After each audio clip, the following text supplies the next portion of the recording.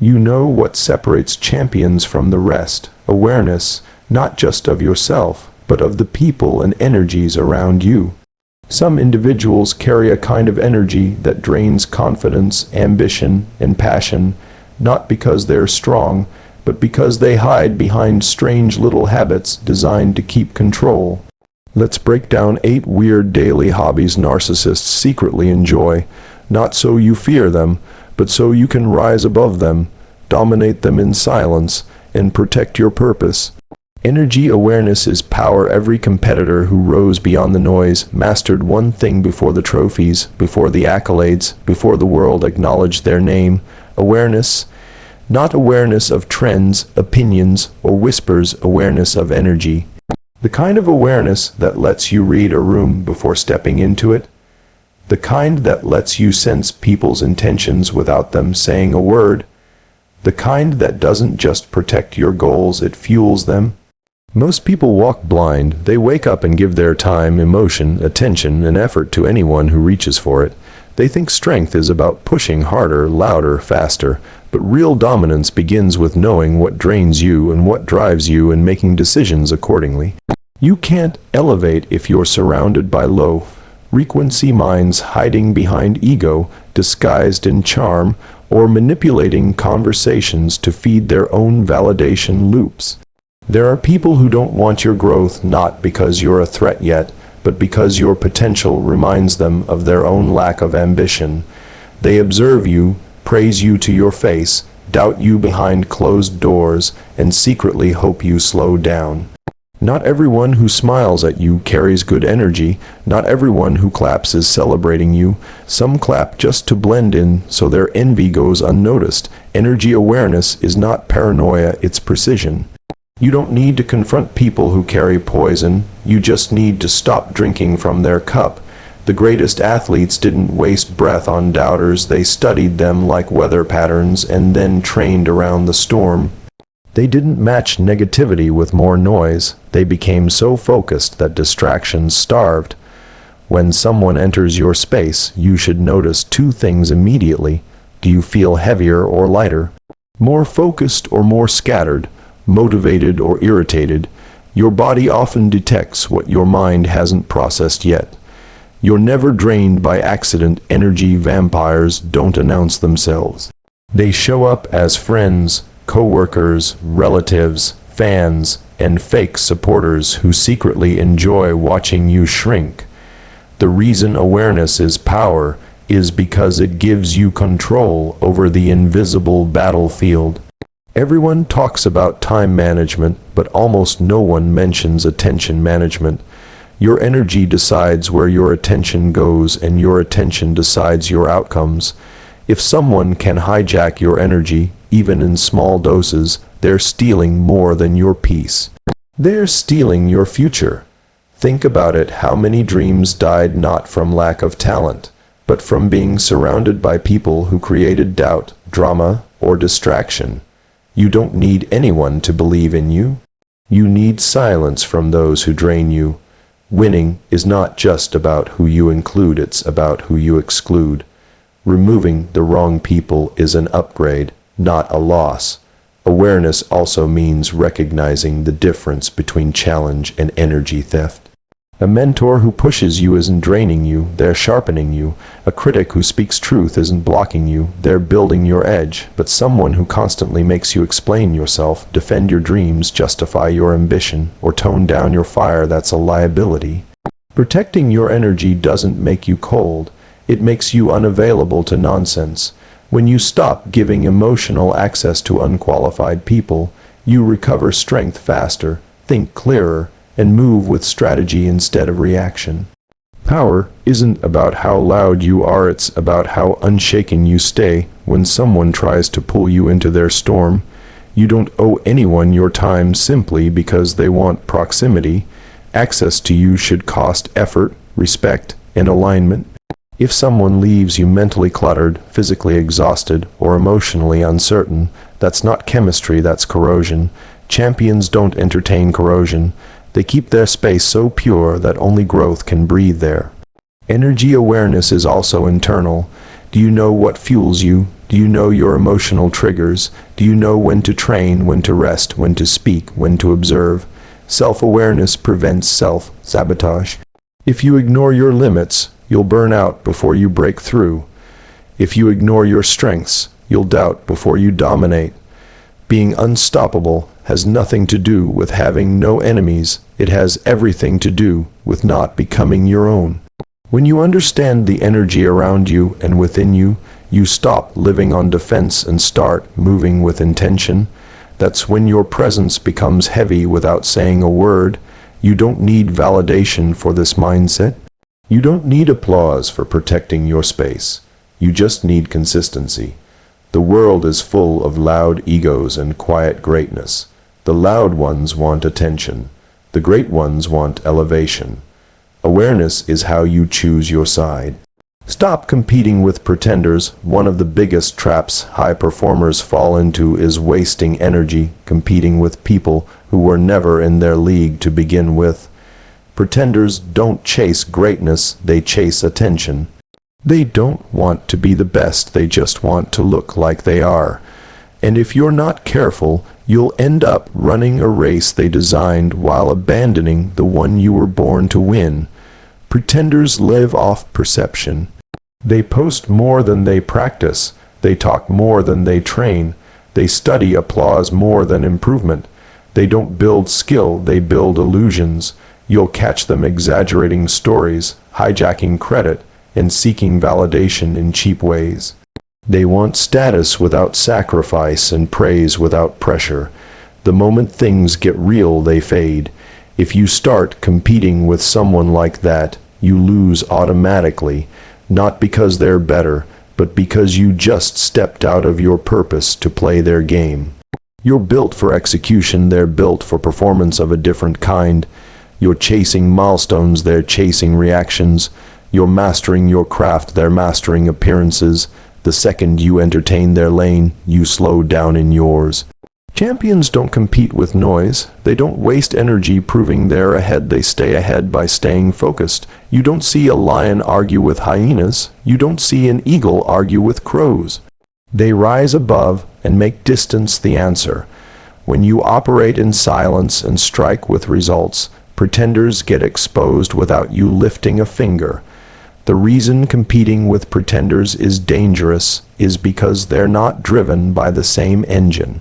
Real competitors want to win, pretenders want to be seen winning. That means they'll cheat, lie, mimic, or manipulate just to look equal. You'll exhaust yourself trying to outdo them in arenas they built out of insecurity.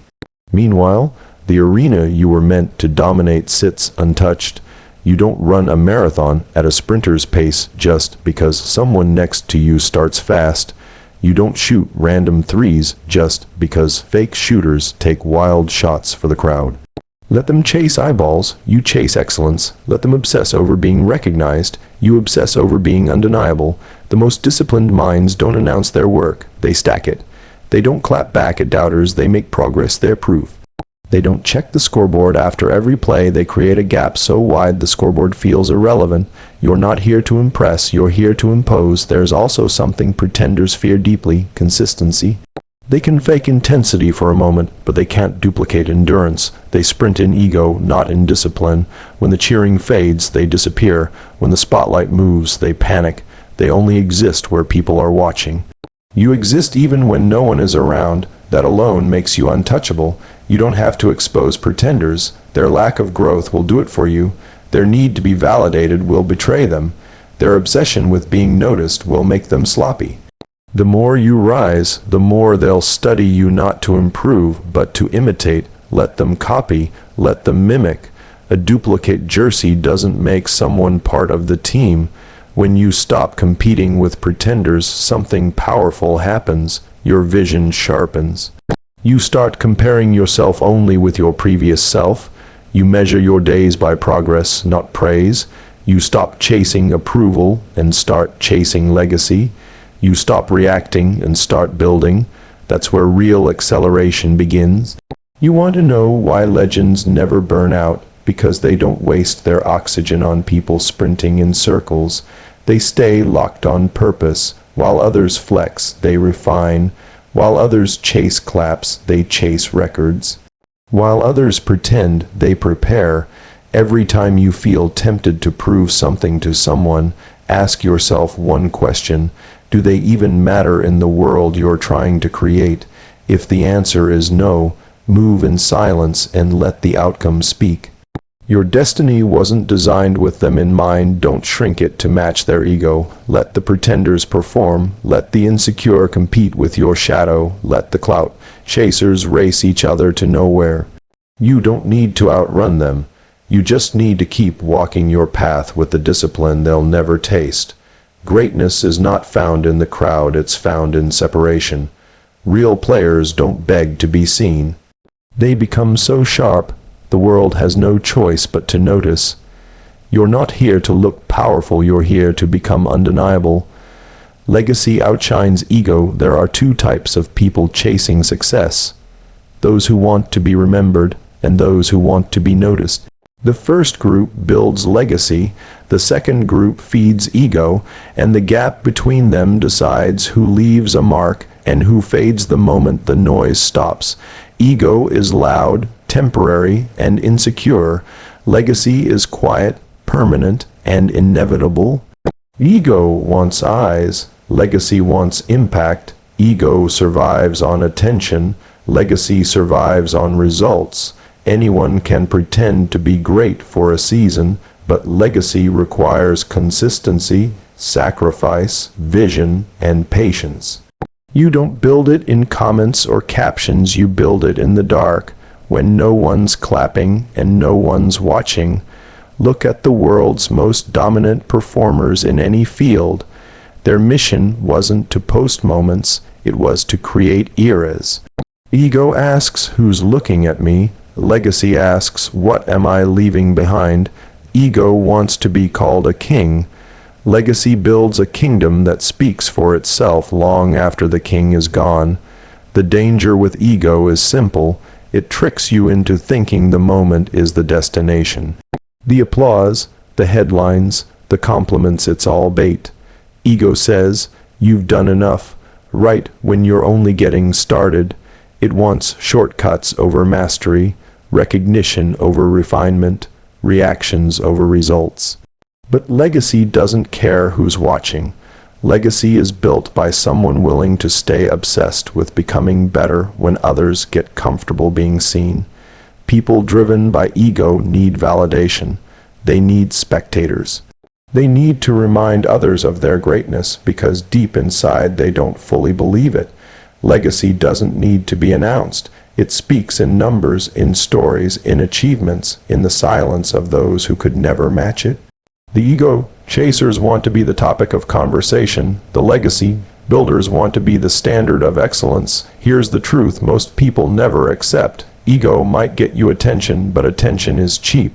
It fades the second someone louder, flashier, or newer comes along. Legacy isn't moved by trends. It creates the foundation others stand on. It isn't concerned with followers. It creates footsteps. If your mission is driven by ego, you'll eventually break down the moment the validation slows down. Your confidence will come from opinions, not performance. Your stability will depend on applause, not progression. That's why ego-built success always collapses. It has no spine. But legacy is built on work, discipline, vision, and grit. It doesn't crack in silence. It gets sharper. You don't create legacy by trying to impress people. You create it by becoming so excellent that even your competition has to respect you.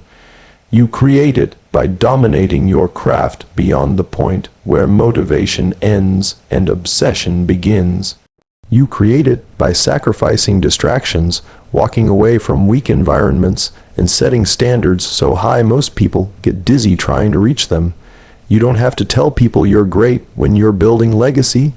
You walk into a room and everyone already knows the difference. That's the kind of presence ego can't fake.